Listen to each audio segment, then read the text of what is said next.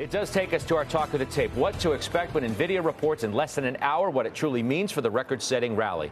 Let's ask our panel. Josh Brown has owned Nvidia for years. He recently trimmed 20% of that position.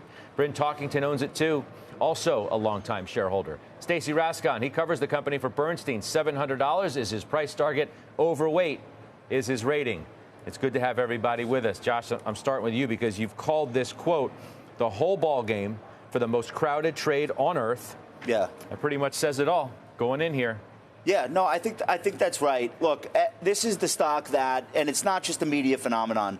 Everywhere I go in New York, people that are involved in markets, whether they're analysts or they're traders or they're just investors and they have their own portfolio, there's two things guys want to talk about. The first one is Sydney Sweeney, but the second one is Nvidia, and there's really no third thing. We're not talking about the Fed. We're not talking about inflation. This is the story.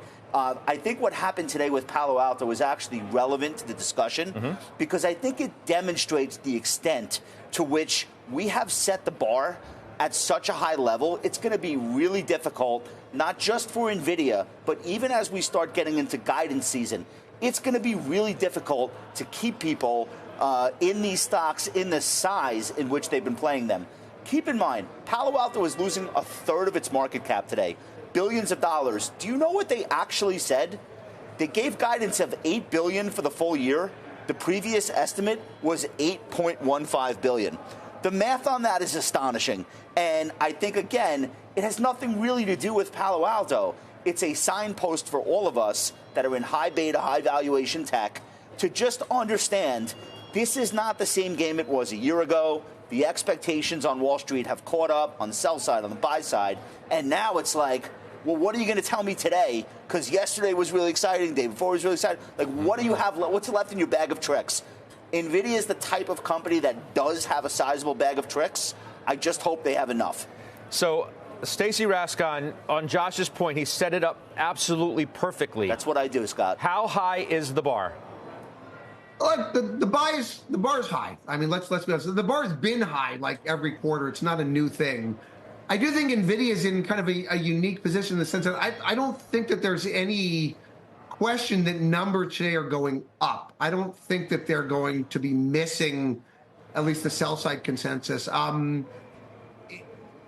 Demand is still like very, very strong. We know it seems like supply is starting to get better. That's one of the questions is, does demand get worse as supply gets better? And it seems to be going the other way. Demand is getting better, supply is getting better. We've got a catalyst coming in March. They've got their GTC event in about a month. Presumably they're going to sound incredibly bullish there. We've got new product cycles that are coming through the rest of the year. This is a company that I think still does have the goods. I know expectations have been high. I think it's going to be okay. I think it's one where you still need to be there if you're going to be playing this thing. How much of what you just said is already in the stock price, which is ominously sitting at 666 point whatever? I couldn't help but notice that, Stacy. Well, you look at the last few earnings reports, right? And look, they've had great numbers, and the stock has tended to sell off a bit and kind of consolidate and then take another leg higher. Now, the stock's actually sold off a bit over the last couple of days into the print. Maybe that's actually a good thing. Maybe it's kind of healthy if there's some profit taking like in front of it. You can kind of reduce the expectations a little bit. So I'd say, there's less price into the stock today versus, say, a week ago, like when it was in the mid 700s. And I keep saying this, and I've said it on your program like more than once.